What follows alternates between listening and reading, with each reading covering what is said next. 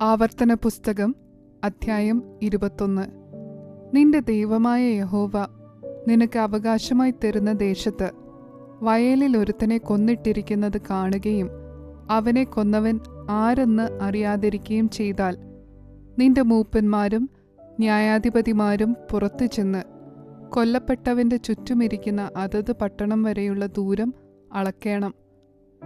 കൊല്ലപ്പെട്ടവന് അധികം അടുത്തിരിക്കുന്ന പട്ടണത്തിലെ മൂപ്പന്മാർ വേല ചെയ്യിക്കാത്തതും നുകം വയ്ക്കാത്തതുമായ ഒരു പശുക്കിടാവിനെ കൊണ്ടുവരേണം. ആ പട്ടണത്തിലെ മൂപ്പന്മാർ ഉഴവും വിതയും ഇല്ലാത്തതും നീരൊഴുക്കുള്ളതുമായ ഒരു താഴ്വരയിൽ പശുക്കിടാവിനെ കൊണ്ടുചെന്ന് അവിടെ വെച്ച് പശുക്കിടാവിന്റെ കഴുത്ത് ഒടിച്ചു കളയണം.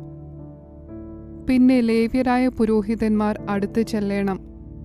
അവരെയല്ലോ നിന്റെ ദൈവമായ യഹോവ തനിക്ക് ശുശ്രൂഷ ചെയ്യുവാനും യഹോവയുടെ നാമത്തിൽ അനുഗ്രഹിപ്പാനും തിരഞ്ഞെടുത്തിരിക്കുന്നത്. അവരുടെ വാക്കിൻ പ്രകാരം സകല വ്യവഹാരവും അടികലശലും തീർക്കേണ്ടതാകുന്നു.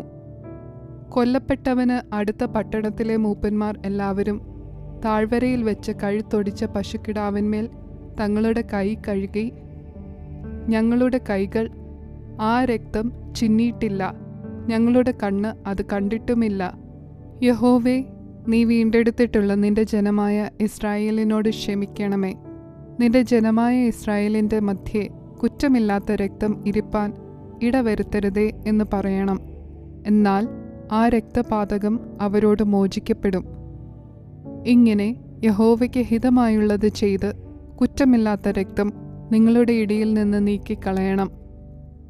നീ ശത്രുക്കളോട് യുദ്ധം ചെയ്യുവാൻ പുറപ്പെട്ടിട്ട് നിന്റെ ദൈവമായ യഹോവ അവരെ നിന്റെ കയ്യിൽ ഏൽപ്പിക്കുകയും നീ അവരെ ബദ്ധന്മാരായി പിടിക്കുകയും ചെയ്താൽ, ആ ബദ്ധന്മാരുടെ കൂട്ടത്തിൽ സുന്ദരിയായ ഒരു സ്ത്രീയെ കണ്ട് ഭാര്യയായി എടുപ്പാൻ തക്കവണ്ണം അവളോട് പ്രേമം ജനിക്കുന്നുവെങ്കിൽ നീ അവളെ വീട്ടിൽ കൊണ്ടുപോകണം.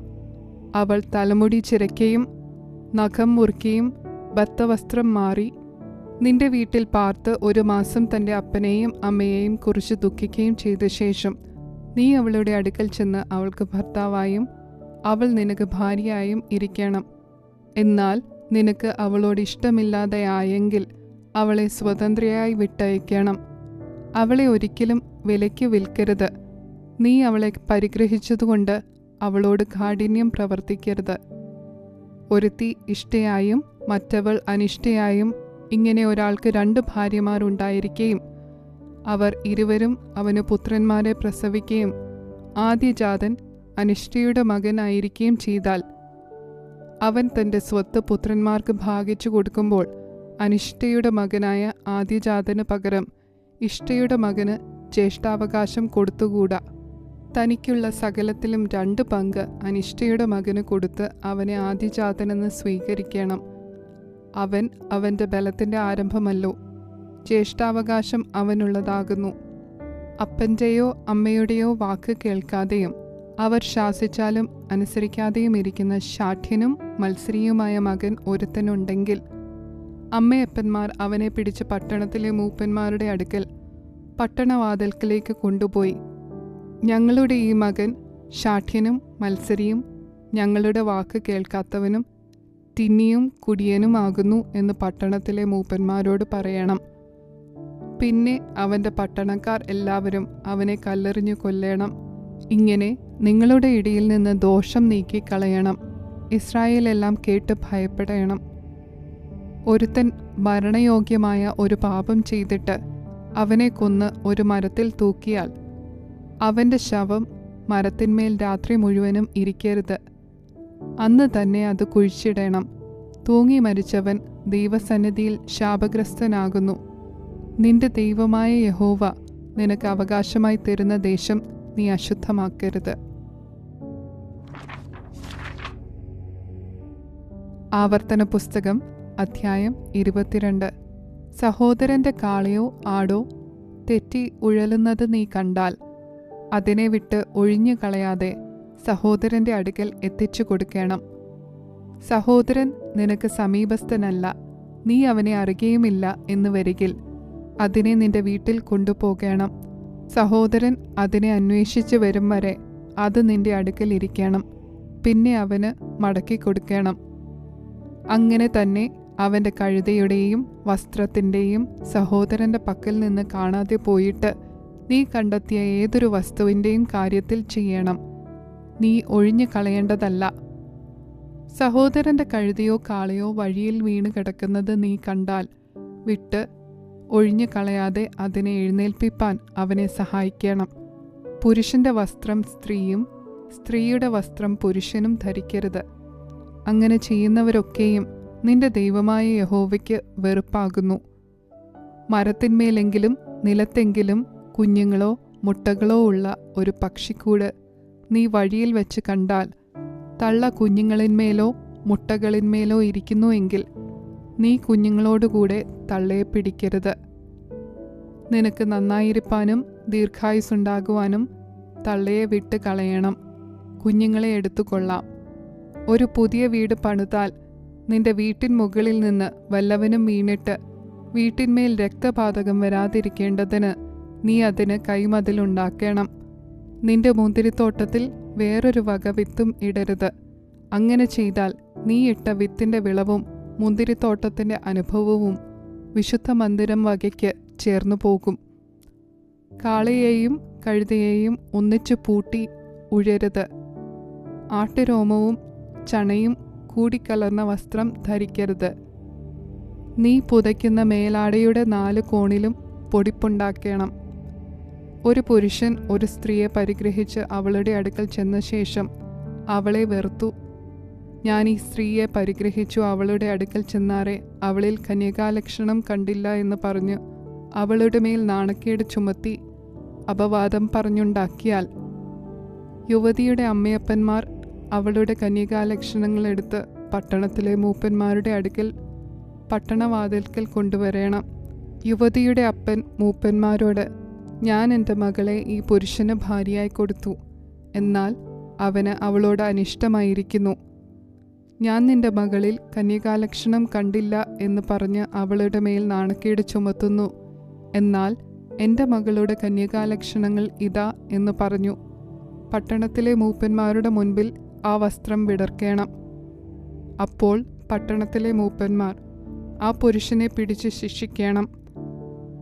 അവൻ ഇസ്രായേലിൽ ഒരു കന്യകയുടെ മേൽ അപവാദം പറഞ്ഞുണ്ടാക്കിയതിനാൽ അവർ അവനെ കൊണ്ട് 100 വെള്ളിക്കാശ് പിഴ ചെയ്യിച്ച് യുവതിയുടെ അപ്പന് കൊടുക്കണം. അവൾ അവന് തന്നെ ഭാര്യയായിരിക്കണം.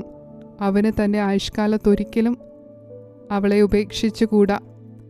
എന്നാൽ യുവതിയിൽ കന്യകാലക്ഷണം കണ്ടില്ല എന്നുള്ള വാക്ക് സത്യമായിരുന്നാൽ അവർ യുവതിയെ അവളുടെ അപ്പൻ്റെ വീട്ടുവാതിൽക്കൽ കൊണ്ടുപോയി അവൾ ഇസ്രായേലിൽ വഷളത്വം പ്രവർത്തിച്ചു അപ്പൻ്റെ വീട്ടിൽ വെച്ച് വേശ്യാദോഷം ചെയ്യുക കൊണ്ട് അവളുടെ പട്ടണക്കാർ അവളെ കല്ലെറിഞ്ഞു കൊല്ലണം.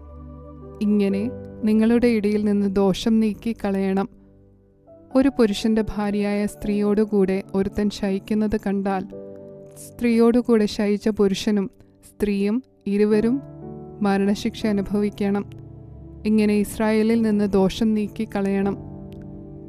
വിവാഹനിശ്ചയം കഴിഞ്ഞിരിക്കുന്ന കന്യകയായ ഒരു യുവതിയെ ഒരുത്തൻ പട്ടണത്തിൽ വെച്ച് കണ്ട് അവളോടുകൂടെ ശയിച്ചാൽ യുവതി പട്ടണത്തിലായിരുന്നിട്ടും നിലവിളിക്കായ്ക കൊണ്ടും പുരുഷൻ കൂട്ടുകാരൻ്റെ ഭാര്യയ്ക്ക് പോരായ്ക വരുത്തിയതുകൊണ്ടും നിങ്ങൾ അവരെ ഇരുവരെയും പട്ടണവാതിൽക്കൽ കൊണ്ടുവന്ന് കല്ലെറിഞ്ഞു കൊല്ലണം.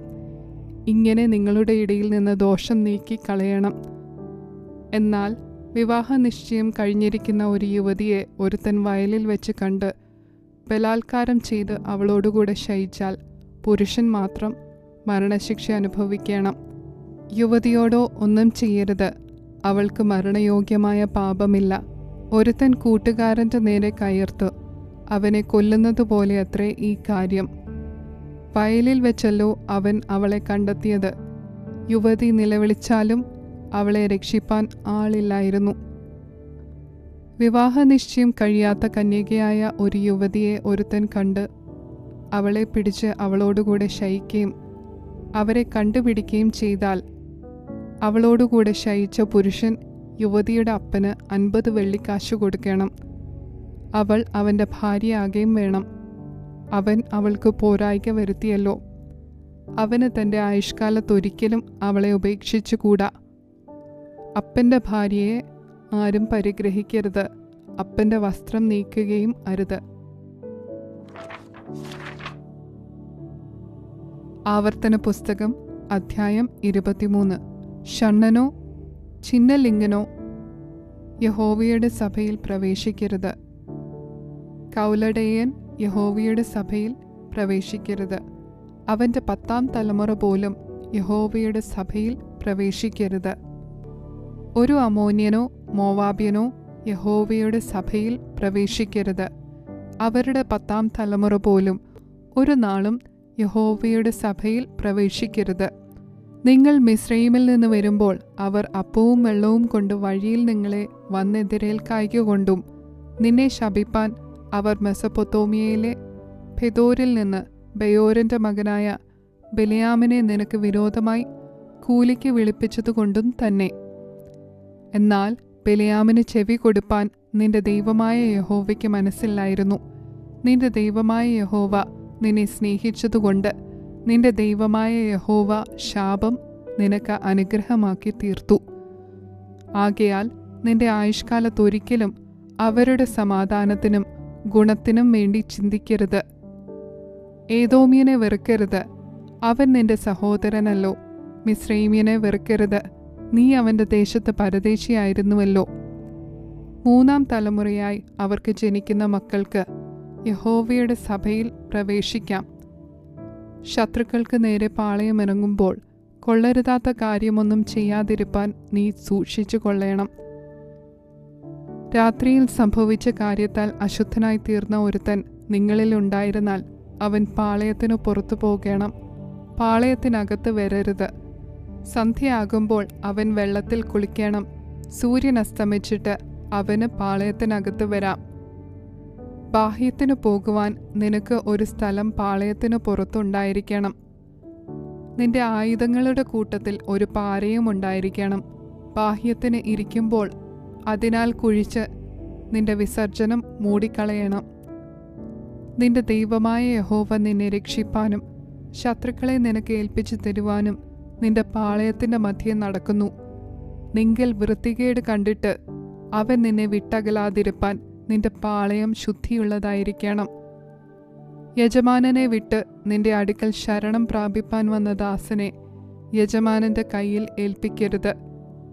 അവൻ നിങ്ങളുടെ ഇടയിൽ നിന്റെ പട്ടണങ്ങളിൽ ഏതിലെങ്കിലും തനിക്ക് ബോധിച്ചിടത്ത് നിന്നോടുകൂടെ പാർക്കട്ടെ. അവനെ ഞെരുക്കം ചെയ്യരുത്. ഇസ്രായേൽ പുത്രിമാരിൽ ഒരു വേശ്യ ഉണ്ടാകരുത്. ഇസ്രായേൽ പുത്രന്മാരിൽ പുരുഷ മൈഥുനക്കാരനും ഉണ്ടാകരുത്. വേശ്യയുടെ കൂലിയും നായുടെ വിലയും നിന്റെ ദൈവമായ യഹോവയുടെ ആലയത്തിലേക്ക് യാതൊരു നേർച്ചയായിട്ടും കൊണ്ടുവരരുത്. ഇവ രണ്ടും നിന്റെ ദൈവമായ യഹോവയ്ക്ക് അർപ്പാകുന്നു. പണത്തിനോ ആഹാരത്തിനോ വായ്പ കൊടുക്കുന്ന യാതൊരു വസ്തുവിനോ സഹോദരനോട് പലിശ വാങ്ങരുത്. അന്യനോട് പലിശ വാങ്ങാം, എന്നാൽ നീ കൈവശമാക്കുവാൻ ചെല്ലുന്ന ദേശത്ത് നീ തൊടുന്നതിലൊക്കെയും നിന്റെ ദൈവമായ യഹോവ നിന്നെ അനുഗ്രഹിക്കേണ്ടതിന് സഹോദരനോട് പലിശ വാങ്ങരുത്.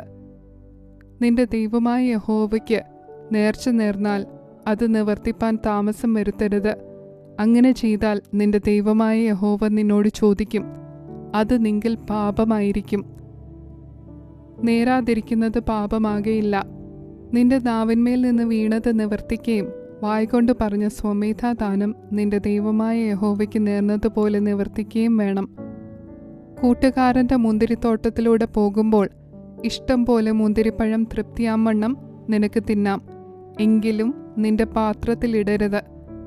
കൂട്ടുകാരൻ്റെ വിളഭൂമിയിൽ കൂടി പോകുമ്പോൾ നിനക്ക് കൈകൊണ്ട് കതിർ പറിക്കാം, എങ്കിലും കൂട്ടുകാരൻ്റെ വിളവിൽ അരിവാൾ വെക്കരുത്.